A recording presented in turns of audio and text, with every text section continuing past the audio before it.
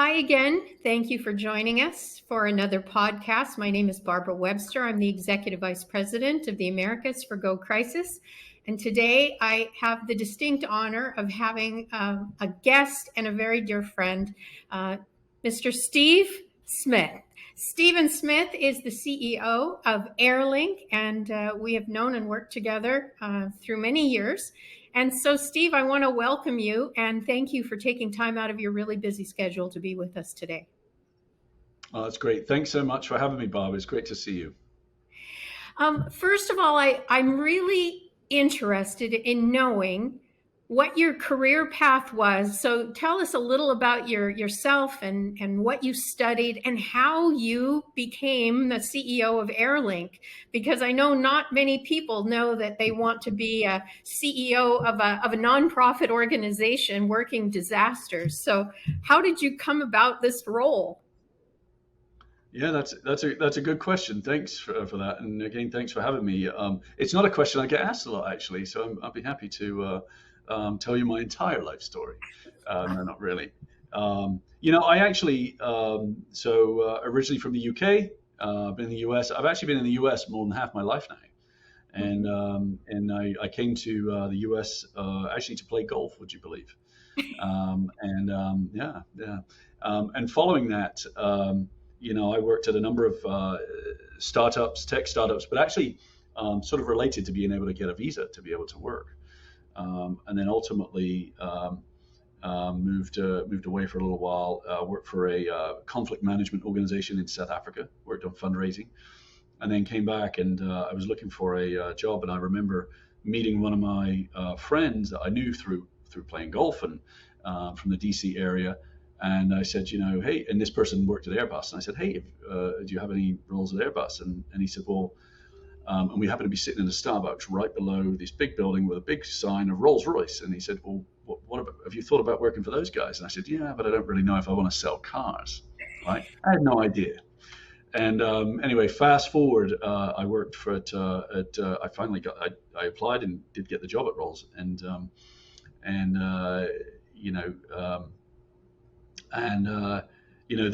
They changed their format in the DC area. I was very interested in what Airlink did, and the opportunity came up. And so it's funny how things all come together. And and now here we are. I'm almost 11 years into the role. Well done. That's fascinating. What's your handicap? Oh, that would be my three young children. Uh, My handicap. but I'm pumped. Yeah, yeah. That's I, great. I used to play a lot, but probably for the last 20 years, I probably averaged maybe one round a year. So that's not a big priority these days. Okay, I completely understand that. So tell us a little about Airlink, because I had the opportunity to learn about it at an IATA conference. Penny Nefaris, who was with JetBlue, invited you to come and speak, and that was the first ever time I got to learn about Airlink. So I hope that I can introduce your organization to others through this podcast. Yeah, that's great. Well, thanks so much. And yeah, I mean, our partnership, our friendship over time has been instrumental. And great name, Penny Nefaris as well. You guys have been such great partners to us over time and still are. And so Airlink is a global humanitarian organization that delivers critical aid to communities in crisis by providing free or discounted airlift and logistical solutions to a network of over 150 nonprofit organizations. And so we are from the aviation community, aviation finance and leasing world. ISTAT, the International Society of Transport Aircraft Trading, was where we were founded. And really the idea is to bring together airlines and logistics companies to help support nonprofits, humanitarian organizations that are responding to humanitarian crises around the world. And and we have many examples of that. But a couple of things I'll highlight is that this is often flies under the radar. No pun intended there. 73% of all funding that goes towards humanitarian aid goes to some portion of the supply chain. And a significant element of that would be transportation, whether it's by air or other means.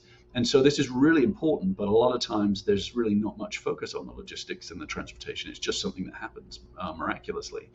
Um, and then at the same time, there's also studies that have been done that some of the aid that arrives in the early days and weeks following a disaster are often the wrong things, or they're sent at the wrong time. And Hmm. then that creates a clog and a real big mess.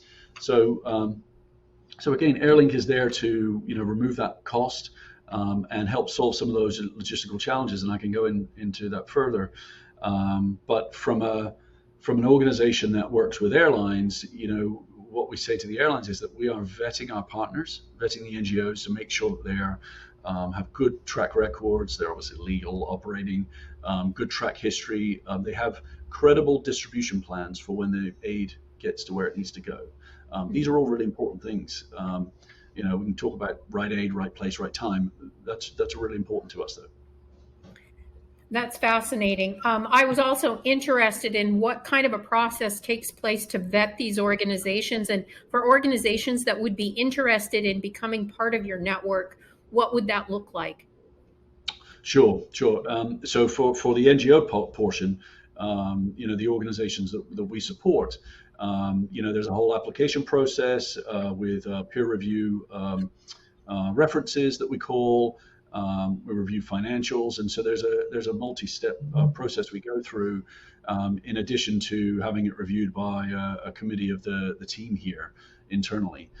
So that's kind of how NGOs can get involved. Now there's no cost to NGOs to be a member, but there is an element of can we be successful in supporting this group based on the nature of their mission, and have they been operating enough, and do they have enough history to be a credible partner to actually deliver into wherever they're going. Now, if you're an airline or a logistics company, we're always looking for more partners. We have over 50 different carrier partners around the world, which is great. Logistics companies, freight forwarding partners we have. And so, the best thing to do is contact us. Airlinkflight.org is the website. And we can talk about how we can work together to support humanitarian responses that are on either your network or within your regional focus area. Thank you. I know we were really grateful to be able to partner with you because I think there's perhaps a misconception out there that airlines really don't get involved in these types of disasters in areas. And it's certainly to the airline's best interest to help those locations recover because that's their demographic. Those are their customers. And so I know that airlines are always interested in ways they can assist in that regard, but they don't always know how to do that. And having worked at an airline during a number of natural disasters, I know that the emergency response teams are inundated with requests for movement of supplies to certain locations and whatnot. And so I'd like you to talk a little bit more about how you facilitate the movement of those supplies, what you can do for airlines that perhaps don't have cargo space or they're not able to load large cargo, how they can assist you in that regard. Sure, sure.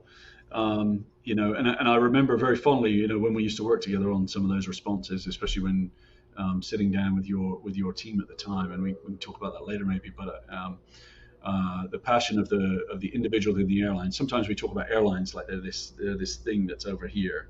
Actually, a big collection of people, right? Very passionate people, and I remember that, especially from being with your team. So how does it work? Let's take, for example, the Turkey, Syria earthquakes that just occurred. And so as those earthquakes have just occurred, we then have communications from our NGO partners saying, okay, we want to send in search and rescue teams. We need to send in relief aid. Okay, shelter is a big problem. We need to send in tents. So all of that communication comes in to us. Now the role we play, and it's just kind of an interesting to me because it was never actually part of our design. It was never something that we actually signed up for. Really? Was the coordination aspect, because dare I say, NGOs that are responding to different places, it's a fragmented sector. Mhm. They don't talk to each other so well, right? Some of them do, some don't. So that's a role that actually, even though our name's Airlink, not Coordination Link, but is that we get pulled into coordinating dialogue between all these NGOs that are responding. And so and so we have quite a unique view and window into what the response looks like, and that we can then share with our airline and logistics partners that wouldn't have that same view. Because each of our organizations would be doing ground assessments, they would be sending back intelligence as to what their plans are going to be and and what things look like on the ground. And so for the earthquakes, we had a number of calls come in.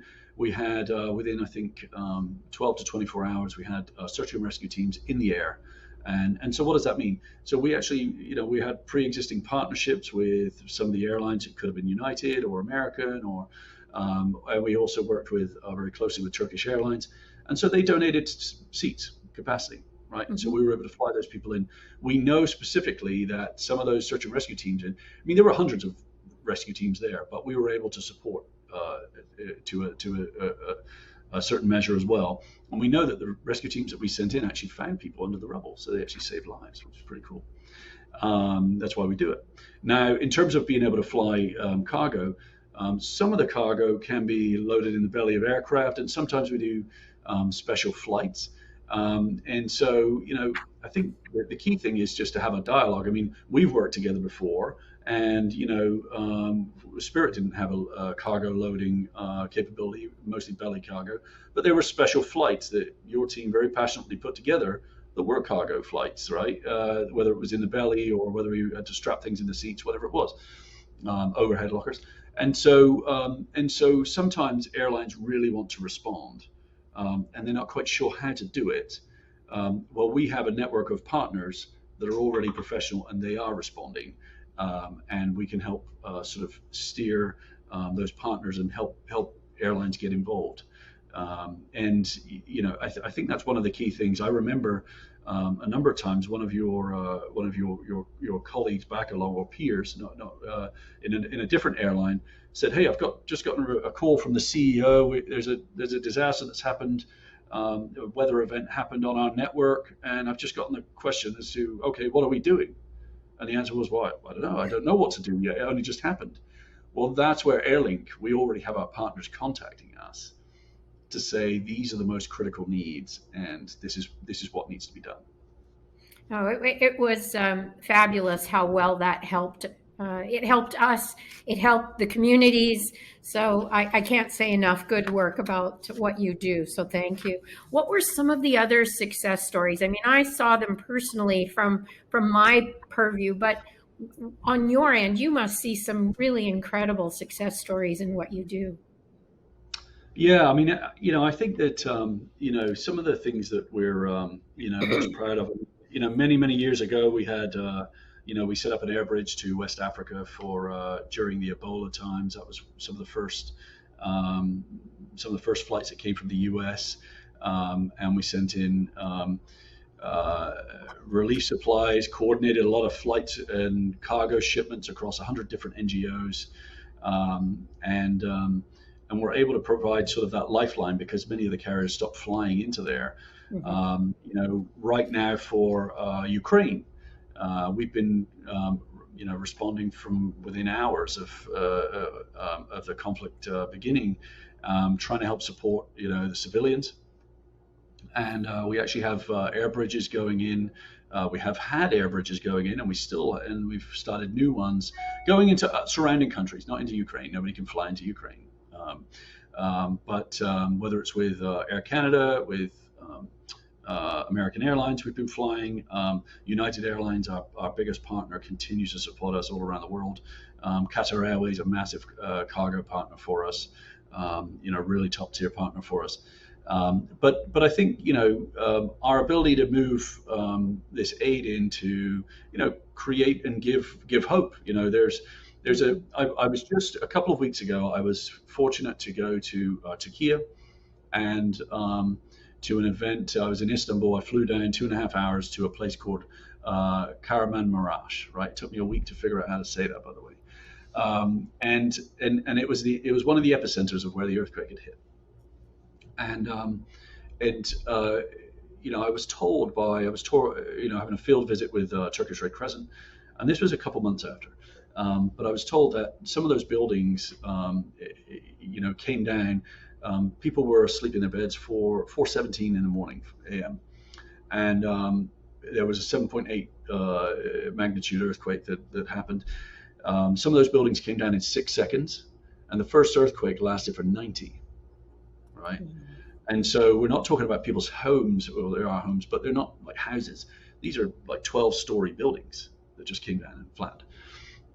And then, not only is that sad enough, but then 9 hours later, as people were going back trying to find their things and trying to find their loved ones, another earthquake happened again, similar magnitude, 7.5 this time versus 7.8 the first one. And they think that, and the official word is 50,000 people have perished. And I was shown a building, and one of the individuals said, hey, there was 1,500 people in that building, but 15 to 20 came out. And so it's totally heartbreaking. And then, we went to, I was speaking with an individual at the Red Crescent, one of the first people to arrive, when she was telling me that she had driven 30 hours from Istanbul to help in the affected regions. And she turned up with her Turkish Red Crescent jacket on with the logo. And everybody was pleased to see her, and they thought, because aid was coming, right? Because it wasn't coming from any surrounding cities because they'd all been devastated too. But she had nothing to give them. She had nothing. She had gone there to help, but they didn't have supplies. It's a disaster situation. And so when I think about some of the most fundamental things of why we exist, is to make sure that person doesn't turn up in the future without the things they need, or we can get them the things they need really quickly. And the best way to do that, over long distances, of course, things can come across the ground. Turkey is a very capable place. But our unique ability for air transportation and logistics is the best way to move things over long distance in a short amount of time. And so I think that was really quite impactful for me to think about. We need to make sure that this person doesn't turn up without the things they need. Mm-hmm.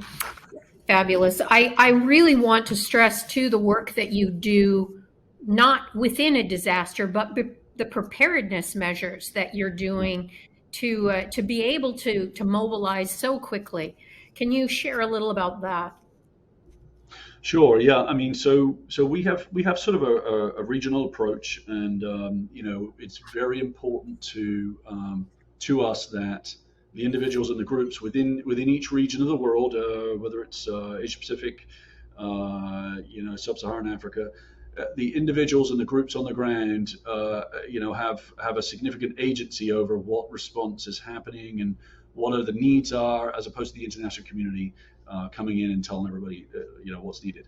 And so, but as part of that, we do preparedness and training exercises with regional NGOs, and we also engage the carriers as well to do that. And it's amazing. Every time we do these events, most of the people have never ever met before, right? And so they're all going to go respond to the same place, and they're probably going to need a lot of the same resources, but they're not really working together. And so that preparedness, studies have been done that dollar in preparedness saves $7 in response costs. So that's an important stat. So we're very focused on that and that preparedness element. Now that it's more difficult to go out and get funding to try and do that, to try to bring organizations together, but it's an important thing to really build those partnerships in advance, understand and have a conversation that's beyond, oh, can we please have tickets, but to have the carriers and the NGOs be part of the conversation and say, okay, when a disaster occurs, this is what needs to happen, and who could do what, right? And really leverage everyone's capabilities. Can you talk a little about how you plug into, say, in the United States when FEMA is involved, what that looks like? Oh, sure. Good question. So you may be aware of, there's a group called the National VOAD, or the VOAD system, which is VOAD, Volunteer Organizations Active in Disaster. And so that is a nonprofit organization, but it's a framework for nonprofit organizations in the US that respond to disasters. So when you see any organization going anywhere to do mass feeding or cleaning out of basements and helping people recover, nonprofits, they should be plugged into the National VOAD. National VOAD plug into FEMA. Okay, and so that's the way we connect there and coordinate our response and help responders in the US. Thank you. I know one of the areas that I was particularly interested in when I first heard you speak was about the fact that you have a lot of NGOs that are partners and they are offering different items or they want to move different items. I know in terms of air cargo, that's very, very costly. And so can you talk a little about what you do in your vetting process during a Sure. crisis? Who you're saying we're gonna support this, but we're maybe going to look for other avenues for this? Yeah, good question. Good question. Um, so there's a so we're a very partnership heavy organization. Okay, so not only do we partner with the airlines, logistics companies, partner with the NGOs, partner with our supporters, donors, philanthropy. We're also partnering heavily with regional coordination bodies. So could be kind of like the FEMA, but more of on an international scale. CIDEMA, for example, the Caribbean Disaster Emergency Management Agency. And so there's these regional coordination entities that help define lists of what the needs are on the ground. Okay, in working with the countries themselves, right? Those are the ones that are running the responses. And so, the Bahamas, Hurricane Dorian, for example, a few years ago, the Bahamian government had defined, here are all the things we need, and these are the key things. And so that's what the NGOs should be focused on. So then at the same time, if we see our NGOs coming to us that are asking to move something that is not on that list, well, then there's a whole dialogue that needs to happen and say, why are you trying to move these things in, right? Things like bottled water, very, not an ideal thing to move in. Maybe in the first day or so when people are struggling, but then you would want to make sure that the response is more focused on bringing back water filtration, right? So they can start recovering. Bottled water is really heavy stuff, right? Flying in books and heavy things. That's probably not something we're going to fly in either, right? Some of those things can go on the ocean, and so I think it's just it's a checklist against, okay, what is the entity that's running the response on the ground in the country that's been affected? What are they defining that they need? And as our NGOs come to us and ask us for that support, can we move those things in, and does it make sense? And is time of the essence on some of these things? If people's lives are being impacted and affected, typically we wouldn't get into flying, or certainly not used clothing. That's a whole different topic. Certainly clothing and all those things. But in a recent situation where winter was coming into Ukraine, there was a need to move some of these supplies in. So we did do some of that on a moderate basis. But typically, yes, it's the most acute things, most important things that need to go. And so we prioritize that way. Wonderful. One question I had, I guess, is what are some of your goals for the coming year or the next 5 years in building your network of partners? Sure, that's a great question. I mean, over time, back along when we worked together, we've been working together a long time, but when we first started working together, one of the key things for Airlink is that we would have donated tickets, donated capacity, and that's great, but sometimes that takes time to activate. What we've also been doing recently, and now we have an air bridge going to Haiti. We're working with USAID that's funded. And that is less about, discounted donated flights. That was more about mission execution. So we are setting up a regular air bridge, which is fancy marketing words for regular flights. And we are it's a subsidized rate, but we are effectively executing the air bridge so that there's a common service for NGOs. And so as we go forward, what are our common goals? I don't mean to say raise more funds because we want more funds. We found though that funding as a lever to be able to respond, sometimes there just aren't flights going to places unless you're going to charter a flight, right? Mhm. There are not many NGOs out there that either have enough time, enough money, or enough supplies to fill up a plane to make it efficient, right, and cost effective. And so we also act as an aggregator of that cargo. So yes, one of the key goals is to raise more funds to be able to go support more things around the world. One of the key goals is to support some of these underfunded, ongoing, long-term, chronic situations. Afghanistan, things are really bad there. So, South Sudan, Sudan recently, but we've also got the Horn of Africa, famine. You know, there aren't there aren't that many resources or organizations able to respond to those things. Some of the biggest issues that we're facing around the globe, and so some of that, if not a lot of that, is going to take money. So we want to raise more funds. We need more, carriers, more partners to support us in each of the different regions, and we need more NGO partners as well. Even though we have 150 NGO partners, that doesn't mean that we're calling 150 every week. That means that in aggregate, for any given response, we maybe have a dozen to 15 that are responding until it gets to big events, and then you could have for Ukraine, we've been working with I think over 60 different NGOs. Wow. Well, in the last 5 minutes of our little conversation here, what would you like to share to the airlines, to the people that are listening, about the importance of preparing for these types of disasters, whether it's within their own community or elsewhere, and how they might be able to get involved with Airlink? Yeah, that's great. Thank you. And again, thanks for having me. I mean, I think the thing I would like to share is that, like I said at the outset, sometimes when we talk about carriers and airlines and these corporations, yes, they are, but they're people. They're driven by people, and you think about the massive role airlines played. I mean, I'm a big advocate, big fan of the airlines, just in case you weren't sure. But think about the key and amazing role that we played in terms of COVID and getting protective gear and vaccines around the world, right? Doing playing your role within as an airline or logistics company really makes a material impact. And I almost feel like that's sort of the second part of my job. One is to run Airlink and for the humanitarian response side, but also the second one is to be sort of a bit of an evangelist for the aviation sector because of the amazing things that we do, but often don't get highlighted and probably get overshadowed by other things that are not tremendously helpful. Did I lose you? No. Oh, no, I'm still here.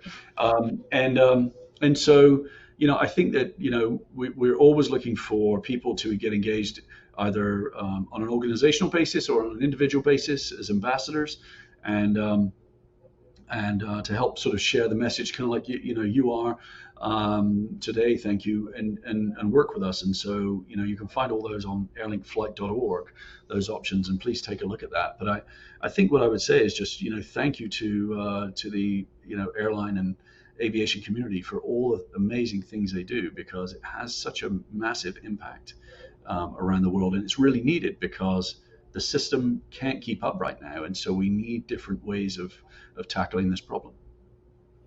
Thank you so much, Stephen. Stephen Smith, CEO of Airlink, thank you for your time today, and I wish you nothing but the very best, and I can certainly vouch for the fact that you do very fine work, and it was a pleasure to work with you during disasters. Thanks so much, Bob.